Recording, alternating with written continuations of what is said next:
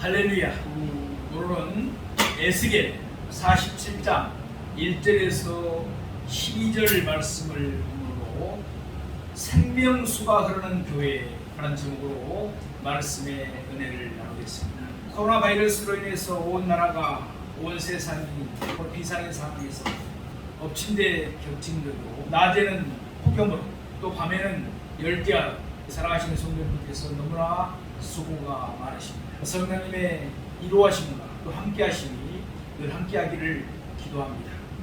오늘 본문의 사건은 37장에 나타나는 마름뼈 한상과 더불어 에스겔서에서 가장 특징적인 부분의 한 구절입니다. 상황이 급변하여서 성전에서 발원한 물이 성전 주위를 채우면서 흘러가는 장면이 해화적으로 묘사되어 있습니다. 이 강물은 주위의 모든 것들에게 생기를 불어넣어주는 생명수이며 소생케 하는 물입니다. 본문에서 교훈하고자 하는 것은 하나님의 구속 사역입니다. 하나님만이 인간의 죄를 씻으시고 인간을 구원하신다는 것입니다. 지금 에스겔은 바벨론의 포로로 끌려왔습니다. 유브라데 강 유역 그발 강가에서 정착하여 살고 있습니다. 에스겔 선지자는 주전 597년 이스라엘 백성들이 두 번째로 바벨론의 포로로 끌려간 포로 중에 한 사람이었습니다. 그때 에스겔의 나이는 대략 25살쯤이었습니다. 25살 젊은 매 때에 바벨론의 포로로 잡혀온 에스겔의 마음속에는 온갖 의문과 질문들이 꼬리를 물고 일어났을 것입니다. 그렇죠. 정말 하나님은 살아계시는 걸까? 지금 이 코로나 시대를 살면서 때로는 믿음이 연약한 성도들이 질문해 볼 수 있는 이야기입니다. 정말 하나님은 살아계신 것인가? 하나님이 살아계시다면 왜 제사장 나라로 택하심을 받은 우리 민족이 이토록 참혹한 일들을 겪어야만 하는가? 하나님은 정말 전능하신 분일까? 정말 우리 조국 이스라엘은 영영이 멸망당하고 말 것인가? 이런저런 생각들이 에스겔 선지자의 머리를 스쳐 지나갔을 것입니다. 그러면서 앞으로 내가 무엇을 할 수 있는가? 포로로서 내 사랑하는 조국을 위해 과연 내가 할 수 있는 일은 무엇일까?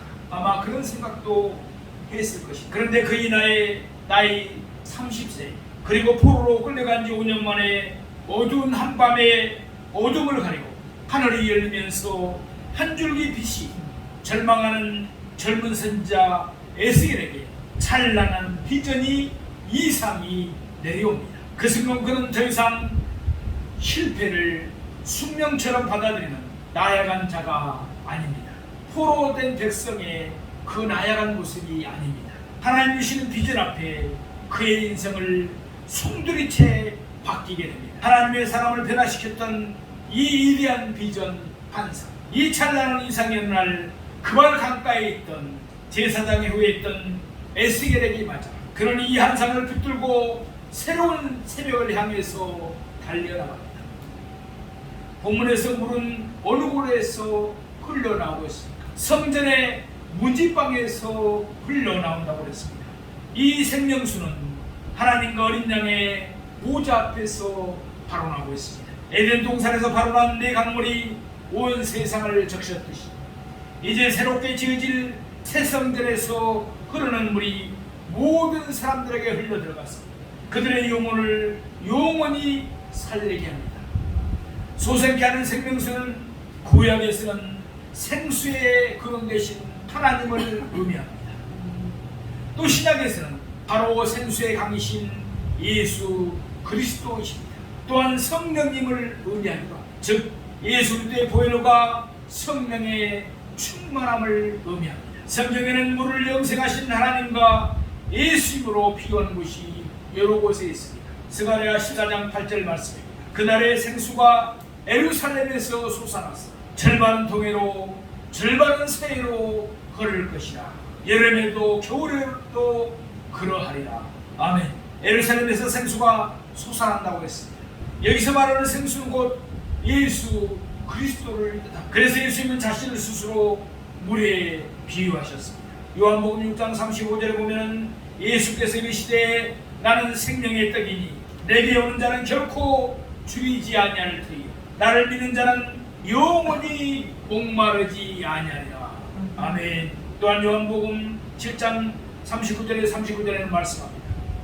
명절 끝날 곧 큰 날에 예수께서 서서 외쳐 이르시되 누구든지 목마르거든 내게로 와서 마시라. 나를 믿는 자는 성경에 이른 것 같이 그 배에서 생수의 강이 흘러나오리라 하시니 이는 그를 믿는 자들이 받을 성령을 가르쳐 말씀하신 것이라. 아멘. 오늘 본문 3절에서 5절에서 보면 물이 점점 많아졌다는 의미는 무엇을 말할까요? 일천척을 청량할 때마다 물이 점점 깊어지는데 이는 성소에 자정하신 하나님께로부터 나오는 은혜와 축복이 점점 풍성해졌음을 의미합니다. 또 영원한 생명을 얻은 자들이 많아져서 하나님 나라가 갈수록 확장되는 것을 뜻합니다. 성도의 삶은 성전 중심의 생활로 깊은 은혜 가운데 거할 때 삶의 보람이 있는 것입니다. 희락이 있고 열매를 거두며 소망이 넘치게 되는 것입니다. 이사야 55장 1절을 말씀합니다. 오라 너희 모든 목마른 자들아 물로 나오라. 돈 없는 자도 오라. 너희는 와서 사 먹되 돈 없이 값없이 와서 포도주와 젖을 사라. 아멘.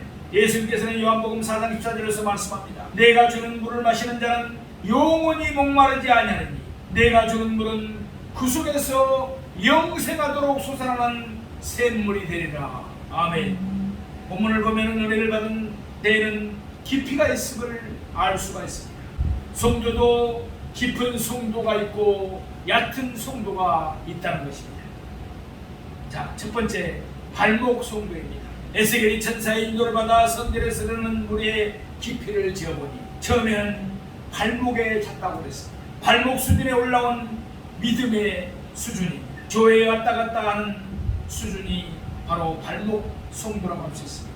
믿음의 맛을 아직 알지는 못합니다. 영적인 것을 볼 수 있는 눈이 영안이 아직은 열리지 않았습니다. 우리 안에 가시는 성령의 내적 음성을 들을 수 있는 귀도 열리지 않았습니다. 우리가 흔히 발목에 잡혔다는 표현을 씁니다. 발목이 잡혔다, 이런 표현을 우리가 많이 쓰죠. 발목이 잡히면 전에 자유롭게 행동하는 것이 아니라 어느 정도 매일 수밖에 없습니다.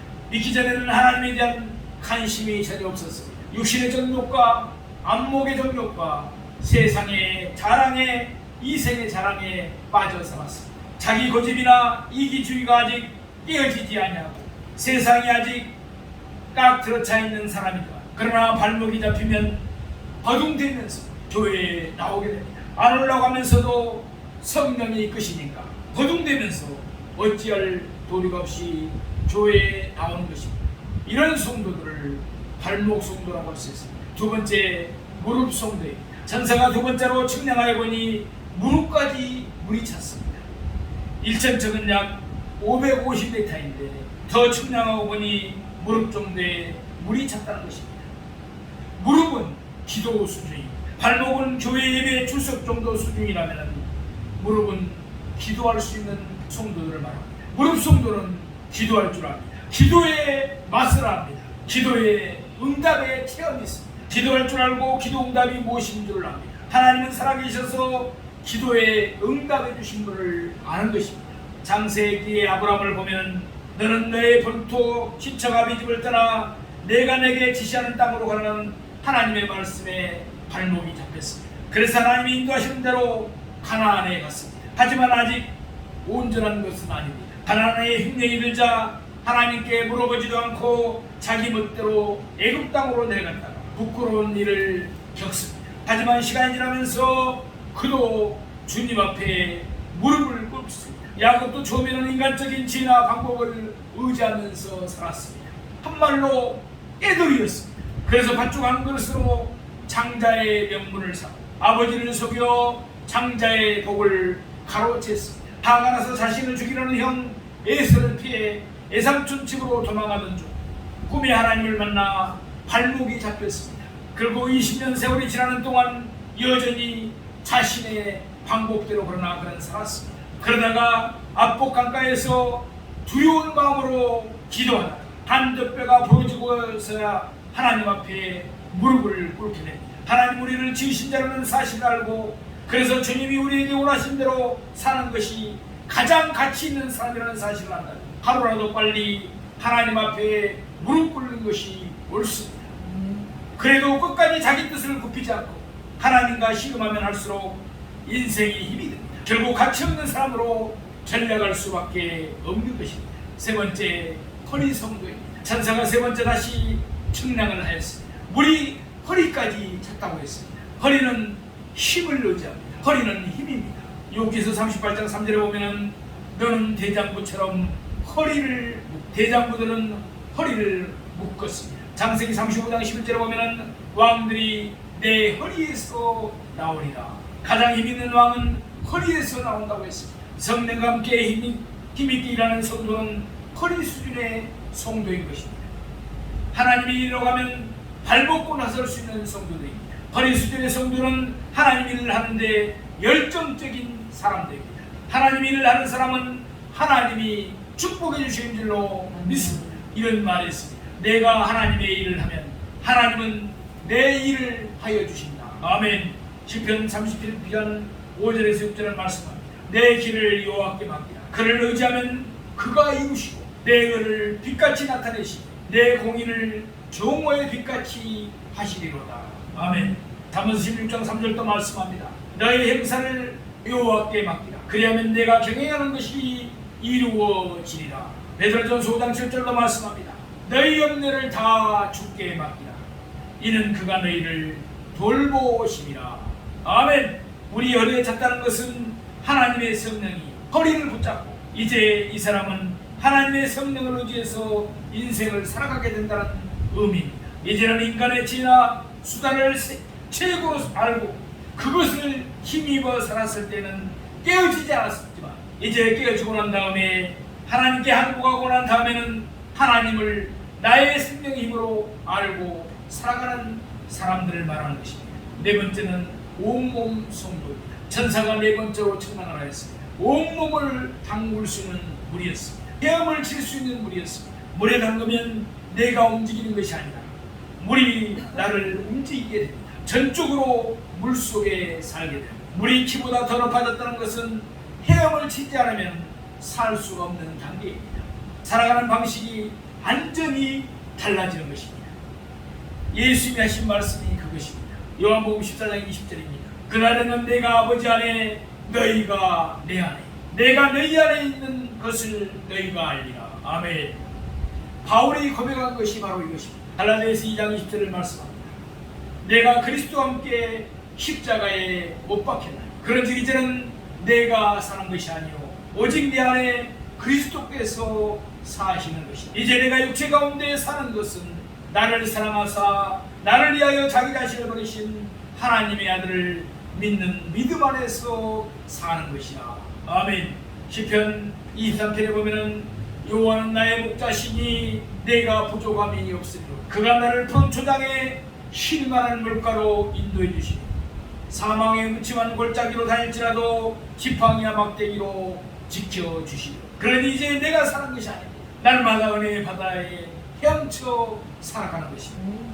사랑하시는 성도, 우리의 신앙의 단계는 지금 어디까지 와 있다고 생각하십니까? 깊이 생각해 보시고 반성도 하십시오. 점점 깊은 단계에 들어가서 날마다 하나님을 바라보고 소망 가운데 축복된 삶을 살아가는 우리 모두가 되기를 주님의 이름으로 축원드립니다. 본문이 주는 중요한 교훈은 물이 흐르는 곳에 나타난 결과, 즉 성령의 역사입니다. 본문의 성전에서 흘러내린 물이 점점 불어나서 강이 되어 아라바로 내려가 바다에로 물이 흘러 들어가면 바닷물이 대살림을 강 좌우의 실과 나무에서 달마다 새 실과를 맺고 그 잎사귀는 약재료가 되었다고 했습니다. 오순절 마가다락방 성령의 역사를 통해 수많은 영혼이 회개하고 구원받는 역사가 일어났습니다.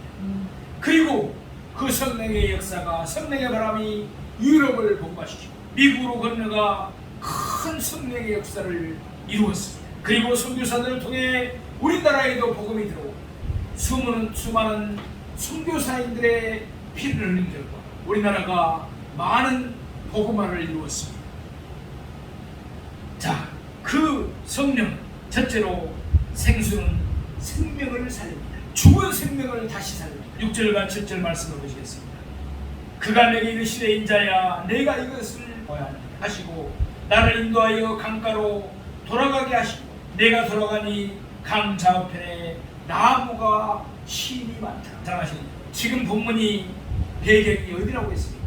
지금 한상중에 에스겔이 있는 곳이 어디입니까? 팔레스타인 지역입니다. 이스라엘 땅이라는 땅이 풀한폭이 나지 않는 황폐한 사막 지역입니다. 그런데 거기에 나무가 힘이 많아졌다고 합니다. 생명이 다시 살아나는 것입니다. 나무가 자라고 실과가 맺으려면 물이 절대적으로 필요합니다. 물 없으면 나무도 짐승도 사람도 죽고 말죠. 두 번째로 생수는 치료합니다. 우리 8절 말씀을 보시겠습니다. 그가 내게 이르시되 이 물이 동쪽으로 향하여 흘러 아라바로 내려갔습니다. 바다에 이르니 이 흘러내리는 물로 그 바다의 물이 되살아나리라. 아멘. 여기 아라바는 팔레스타인 지역의 저지대 항무지를 가리킵니다. 그리고 바다는 연기가 많은 사해라서 죽은 바다라서 생명이 살 수가 없는 곳입니다. 그런데 항무지가 소생되고 바다가 되살아난다는 말씀을 하고 있습니다. 이 말씀은 온 세상이 살아난다는 의미입니다. 성전에서 흘러나오는 물은 살리는 생명수인 줄로 믿습니다. 땅과 바다를 고쳐서 살아나게 하는 힘이 있는 물입니다. 흘러내리는 생수를 인하여 죽어있는 바다, 아무 생물도 살지 않은 사해바다가 다시 되살아나는 것입니다.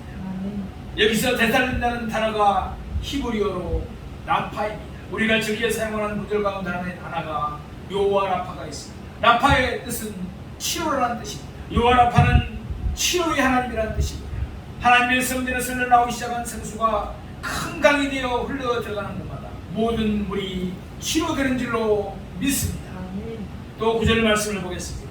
이 강물이 흐르는 곳마다 번성하는 모든 생물이 살고 또 거기가 힘이 많으니 이 물이 흘러 들어가므로 바닷물이 살아나겠고 아멘. 이 강이 이르는 각처의 모든 것이 사는 것입니다. 죽었던 강물이 치료되어 정상적인 상태가 되면 어떤 일이 일어납니까? 사라졌던 생물이 다시 돌아옵니다. 사라졌던 수많은 물고기들이 다시 돌아와 헤엄치게 되는 것입니다. 그러므로 우리는 먼저 하나님의 은혜의 강물에 적심을 받아야 됩니다. 생수의 강물에 영향을 받아 내 인생이 회복되어야 됩니다. 육신의 질병에 힘든 지체들도 주님으로부터 나오는 생명수에 젖어 건강하고 회복되는 역사가 이루어지기를 주님의 이름으로 축원드립니다. 자녀의 문제, 가정의 문제, 사회의 문제에 빠져 있습니까? 코로나 바이러스로 인해서 너무나 힘이 드십니까? 고통, 시름의 소리와 함께 죽겠다고 하는 아우성 소리가, 한숨 소리가, 희망의 소리로, 자신감 있는 소리로, 용기 있는 소리로 바뀌되 우리 모두 다 그리스도를 통해서 주시는 생명수를 받아 마셔야 될 줄로 믿습니다. 세 번째로 생수는 번성하는 역사를 일으킵니다. 10절 말씀을 보시겠습니다. 또 이 강가에 어부가 설 것이며 엔게디에서부터 에네글라임까지 금을 치는 곳이 될 것이다. 그 고기가 각기 종류를 따라 큰 바다의 고기같이 힘이 많으려니와 아멘. 썩은 바다에 성소에서 흐르기 시작한 강물이 흘러들어가자 바다가 살아납니다. 바닷물이 고쳐지고 살아나자 물고기 떼가 살아 헤엄치기 시작합니다. 어부들이 모여들기 시작합니다. 엔게디, 에네글라임 모두 사해 주변에 서쪽 지역에 있는 성읍들입니다. 사해는 이름 그대로 죽음의 바다입니다. 거기에는 아무것도 살 수가 없습니다. 그러나 상하시는 여러분, 생명의 물이 흘러들어가면 거기에서 생명의 역사가 일어나는 것입니다. 많은 종류의 고기들이 살게 됩니다. 큰 바다의 고기같이 힘이 많을 것이라고 했습니다. 이 큰 바다는 지중해를 가리킵니다. 그래서 어부들의 활동 범위가 사해 바다에 한정되지 않습니다. 그 주변 동서에 위치한 성읍까지 확대됩니다. 물이 흘러 들어가면 영혼의 고기를 낚는 전도인들이 많아집니다. 전도자의 한약 범위가 넓어지는 것입니다. 그래서 전도의 그물이 모아진 고기들이 보고 기뻐하게 되는 것입니다. 네 번째로 생수는 열매를 맺게 합니다. 우리 12절 말씀을 보시겠습니다. 강 좌우가에는 각종 먹을 가실나무가 자랐습니다. 그 잎이 시들지 아니하며 열매가 끊이지 아니하고 달마다 새 열매를 맺으리니 그 물이 성소에 통하여 나옵니다. 그 열매는 먹을만하고 그 잎사귀는 약재료가 되리라. 아멘. 생수가 흘러 들어가는 곳마다 각종 실과나무가 열매를 맺게 되는 것입니다. 참으로 놀라운 일이 아닐 수가 없습니다. 살아나는 것도 감사한데 번성하고 번성한 보기에 이젠 새 열매가 맺혀지는 것입니다.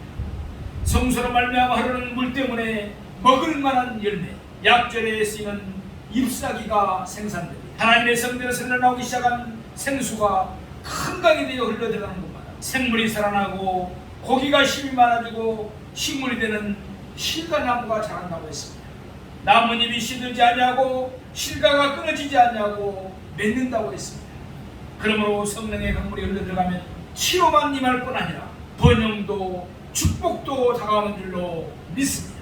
사랑하시는 성도, 에스겔서 47장은 밝은 내용으로 시작해서 잘 진행되다가 11절에서 분위기가 깨지고 있습니다.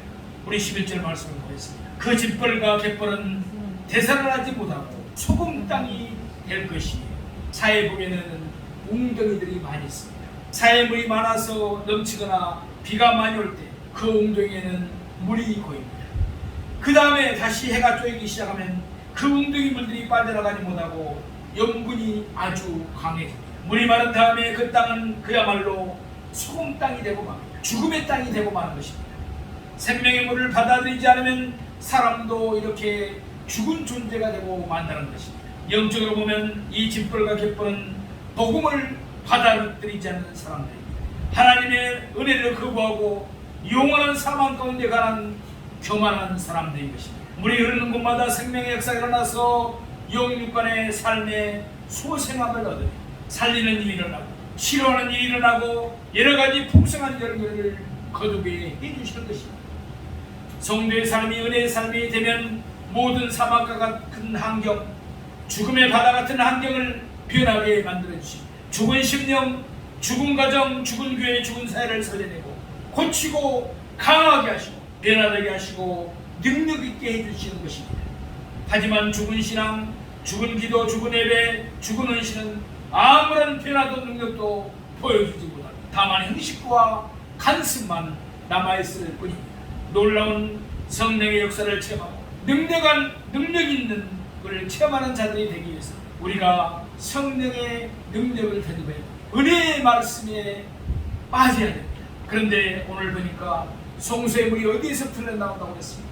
성전에서 흘러나온다고 했습니다. 교회 말씀에 은혜의 강단에서 흘러나오는 것입니다. 결국 은혜의 현장에 있으면서도 은혜 받지 못하고 복음의 능력을 체험하지 못한 채 여전히 병든 자리, 죽음의 자리에 머물러 있는 사람도 있습니다. 그러나 성령의 놀라운 역사를 체험하고 능력을 체험하는 성도들도 있는 것입니다. 신령한 물이 흐르고 흘러서 우리의 무릎에 차기를 소망합니다. 허리까지 차기를 원합니다. 창이라여 헤엄치게 되기를 소망합니다. 우리 모두의 심령에 신령한 영적인 생수가 터져 물든 동산같이 되기를 축복합니다.